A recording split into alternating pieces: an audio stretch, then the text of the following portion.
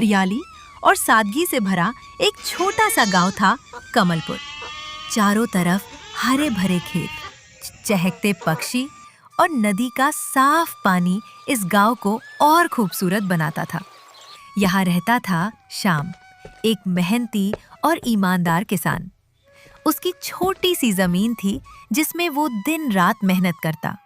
धन दौलत ज्यादा नहीं थी, पर उसका परिवार, पत्नी सरिता और बेटा छोटू उसके लिए अनमोल थे। अजी, जल्दी खाना खा लो। आज आप इतनी जल्दबाजी में क्यों हो? सरिता, ठाकुर साहब ने मुझे अपने हवेली बुलाया है। कुछ खास बात होगी। ठाकुर साहब ने बुलाया? भला क्या काम आ गया? और सुनो, जल्दी लौटना, सर्दियां शुरू हो गई हैं, रास्ते ठीक नहीं।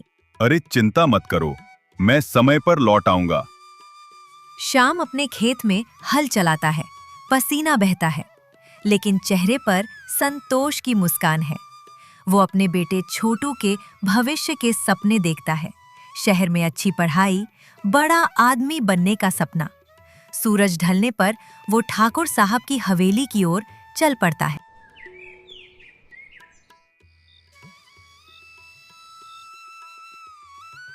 श्याम, आओ। सब ठीक है ना? खेतीबाड़ी कैसी चल रही है? सब ठीक है ठाकुर साहब। इस बार ज्यादा मेहनत कर रहा हूं ताकि छोटू को शहर पढ़ने भेज सकूं। शहर में पढ़ाई? इसके लिए तो मोटी रकम चाहिए। तुम्हारा छोटा सा खेत इतना कमा पाएगा? कोशिश तो पूरी कर रहा हूं, बाकी भगवान की मर्जी। श्याम, तुम्हारी मेहनत देखकर एक प्रस्ताव है। मेरी गेहूं की बोरियां शहर पहुंचा दो। बदले में मेरी 5 बीघा जमीन तुम्हें बिना किराए के जोतने को दूंगा। ठाकुर साहब, ये तो मेरे लिए बहुत बड़ा तोहफा है। मैं आपकी बोरियां शहर जरूर पहुंचाऊंगा। आपकी जमीन पर ऐसी फसल उगाऊंगा कि आप देखते रह जाएंगे।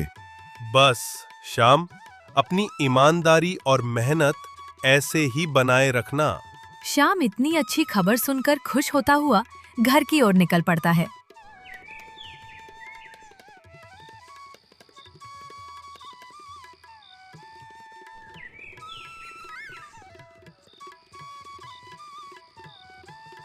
घर आकर अपनी पत्नी को, सरिता, सुनो, ठाकुर साहब ने 5 बीघा जमीन दी है, बिना किराए के। बस उनकी बोरियां शहर पहुंचानी हैं। अरे, ये तो बहुत अच्छी खबर है।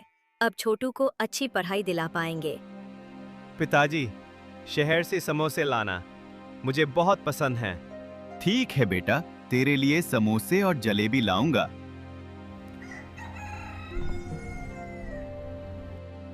अगले दिन शाम ठाकुर साहब की बोरियां बैलगाड़ी में लादकर शहर की ओर निकल पड़ता है। रास्ता लंबा है, धूल भरा है, लेकिन शाम के मन में उम्मीद है। शहर में वो हरी के पास पहुंचता है। अरे श्याम, तुम यहाँ? ये बोरियां?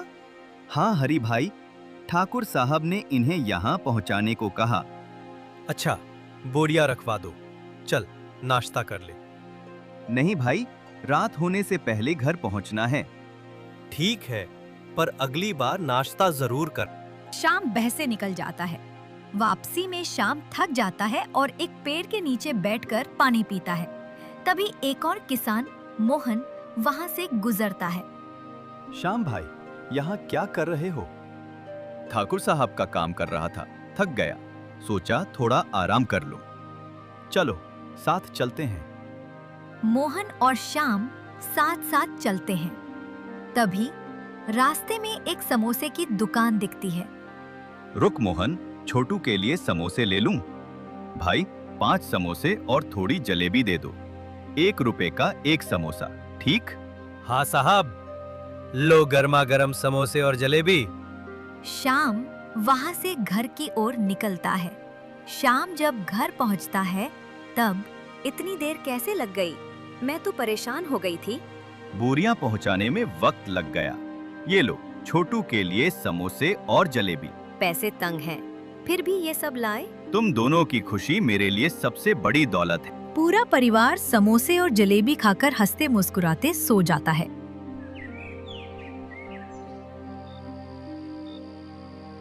श्याम ठाकुर साहब की 5 बीघा जमीन पर दिन रात मेहनत करता है। वो नई तकनीकों का इस्तेमाल करता है, बेहतर बीज, जैविक खाद। उसकी फसल लहलहाने लगती है। गांव वाले उसकी तारीफ करते हैं, लेकिन पड़ोसी रमेश को जलन होती है। शाम को ठाकुर साहब ने 5 बीघा जमीन दी। पहले ही अच्छा कमाता था, अब तो और अमीर हो जाएगा। हाँ, हर बार शाम की ही किस्मत क्यों चमकती है? उसकी फसल तैयार होने दो, फिर देखते हैं। सही कह रही हो। हमें कोई ऐसा तरीका निकालना होगा कि शाम को सबक मिले और हमें कोई दोष न लगे। रमेश और उसकी पत्नी योजना बनाते हैं। एक रात रमेश चुपके से शाम के खेत में ढेर सारे जानवर छोड़ देता है। जानवर फसल को रौंद डालते हैं। इसके बाद रमेश फसल पर जहरीली दवा का छिड़काव करता है, जिससे बची खुची फसल भी बर्बाद हो जाती है। वो पेड़ के पीछे छिपकर ये सब देखता है और मन ही मन खुश होता है। अगले दिन श्याम और सरिता अपने खेत में काम पर जाते हैं, पर वहां का नजारा देखकर उसके होश उड़ गए। ये क्या? हमारी फसल सब बर्बाद? ये कैसे हुआ? मेरी सारी मेहनत, छोटू के सपने, सब मिट्टी में मिल गया। मैंने दिन रात एक किया, फिर भी ये हाल। हिम्मत मत हारो, ये कोई हादसा नहीं, किसी की साजिश है। भगवान सब देख रहा है, उसे सजा जरूर देगा। तुम सही कहती हो सरिता। जो भी हो, मैं हार नहीं मानूंगा। ये सारी बात एक दिन ठाकुर साहब को पड़ी। तब कुछ दिन के बाद ठाकुर साहब श्याम के घर आते हैं। श्याम, मुझे पैसे चाहिए। तुम्हें जमीन दी थी, अब हिस्सा दो। ठाकुर साहब, मेरी फसल किसी ने बर्बाद कर दी। मेरे पास कुछ नहीं बचा। बहाने मत बनाओ। पैसे नहीं दिए तो तुम्हारा खेत और घर दोनों ले लूंगा। ठाकुर साहब श्याम का घर और जमीन छीन लेते हैं। बेघर होकर श्याम, सरिता और छोटू शहर की ओर चल पड़ते हैं। पिताजी, मुझे भूख लगी है, बहुत थक गया हूँ। मैं कैसा बाप हूं जो अपने बेटे का पेट भी नहीं भर सकता? न घर, न काम। अब क्या होगा? हिम्मत मत हारो, ये कोई हादसा नहीं, किसी की साजिश है। भगवान सब देख रहा है, उसे सजा जरूर देगा। सरिता एक घर के सामने खड़ी होकर आवाज देती है। कोई है? मेरे बच्चे को भूख लगी है, थोड़ा खाना दे दीजिए। अरे, अब तो खाना खत्म हो गया। पहले आती तो शायद मिल जाता। निराश होकर सरिता लौट आती है। कोई बात नहीं सरिता, चलो, शहर में मेरा दोस्त हरी रहता है, शायद वो मदद कर दे।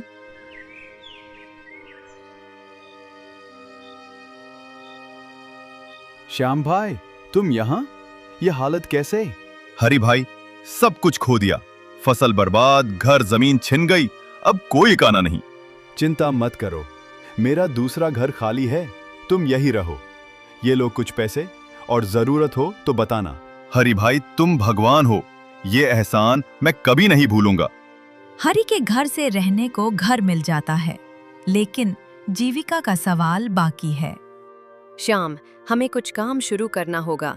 हरी भाई के दिए पैसों से समोसे की सामग्री लाओ। सर्दियां हैं, समोसे खूब बिकेंगे। अगर व्यापार नहीं चला तो? भगवान पर भरोसा रखो, मेहनत रंग लाएगी। श्याम बाजार से सामग्री लाता है। सरिता रात भर जागकर स्वादिष्ट समोसे बनाती है। अगली सुबह श्याम समोसे बेचने निकल पड़ता है। समोसे ले लो, गर्मा गर्म समोसे। एक बार खाओ, बार बार मांगोगे। आलू इनाम है, स्वाद गुलाम है। एक महिला समोसे लेने आती है। भैया, ये समोसे तो बहुत स्वादिष्ट लग रहे हैं, गरम है ना? बिल्कुल गरम बहन जी। 1 रुपए का एक समोसा, कितने दूं?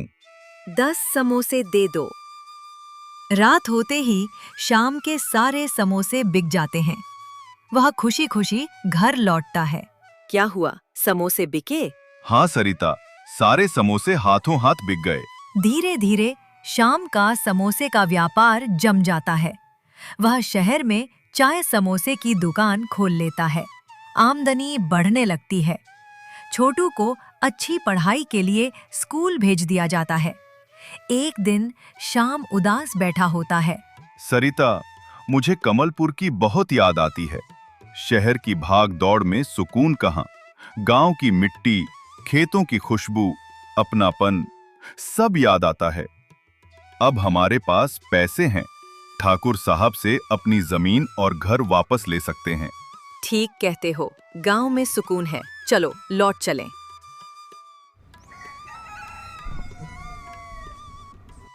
श्याम हरी की मदद से गांव लौटता है। वह ठाकुर साहब से बात करके अपनी जमीन और घर छुड़वा लेता है। वहीं दूसरी ओर रमेश और उसकी पत्नी गरीबी और बीमारी से जूझ रहे हैं। उनके पास खाने को अनाज नहीं और मन में पछतावा है। जब उन्हें पता चलता है कि श्याम गांव लौट आया, वे माफी मांगने जाते हैं।